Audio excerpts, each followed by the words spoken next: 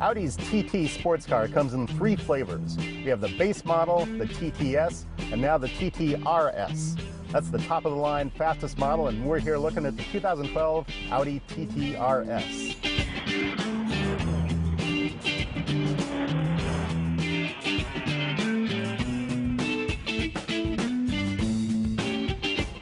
The RS in the name stands for Rennsport. Translate that into English, it means racing sport. The RS version of the TT has a few different elements than the standard TT. The TT RS gets a bigger engine, it gets Audi's magnetic ride suspension technology standard, plus we get some different appearance packages. This car has this optional optic package, they call it, gives us these silver mirror covers. You can also get carbon fiber. And back here we have a fixed spoiler. Does away with some of that motorized elements, saves a little weight, which keeps true to this car's sporting theme.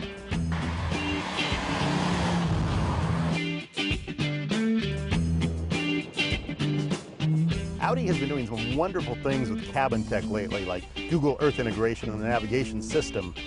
But this car, not so much. This generation is 6 years old for the TT, and the cabin tech is 6 years old as well. Here in the head unit, we have just the stock system, no upgrades, and this is a basic radio. It's got satellite radio, it's got broadcast, it's got a CD player, and according to the literature, somewhere around here there's an auxiliary input, but I can't find it. Now, as it is, we do have a 9-speaker audio system, which isn't too bad, but you really can't hear it very well over the sound of the engine, this really aggressive engine in this car. You can get an upgrade here, though. You can get a navigation system, and that comes in a tech package, a $3,500 tech package that brings in a Bose audio system, so an upgrade over that 9-speaker system, and iPod integration. Now, you can't get iPod integration without the navigation system, and the navigation system is DVD-based. It's 6 years old, which isn't great. Sports car fans are going to love the fact that Audi only offers one transmission with this car. It's a 6-speed manual, so shift your own gears. It's the way it should be. No DSG or dual-clutch manual transmission. But we also have this S button on the console, which controls some of the more high-tech elements of this car. For example, put it in S mode and it makes the acceleration more aggressive. The throttle's a little more sensitive.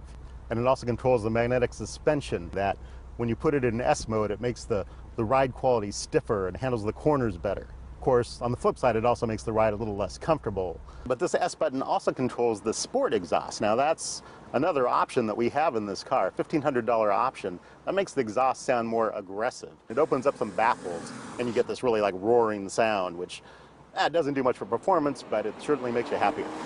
Now with this small cabin, you might assume the TTRS is a 2-seater, but I'm going to prove it's a coupe. So you can see there are back seats here, but I'm going to need a chiropractor after sitting back here and bending my head under this low roof. You wouldn't want to sit back here for at all, really. Anyway, let me get myself out of this place here.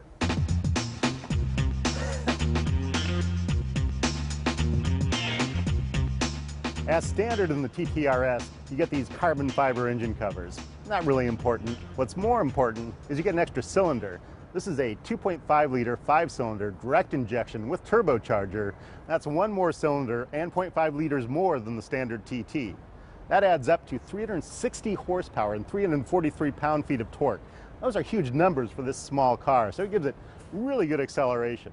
Now, you'll also notice this engine sits sideways, side saddle. Usually this is a mark of a front-wheel drive car, but the TTRS has quattro all-wheel drive standard, so that doesn't really matter.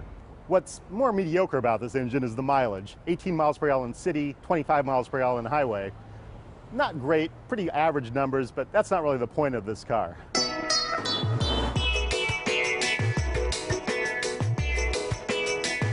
Now, what Audi tried to do with the TTRS's sport mode is make sort of a dual-purpose car. This is something that BMW does really well. You know, in this, leave it off sport mode. In the city, you can drive around, drive to work every day.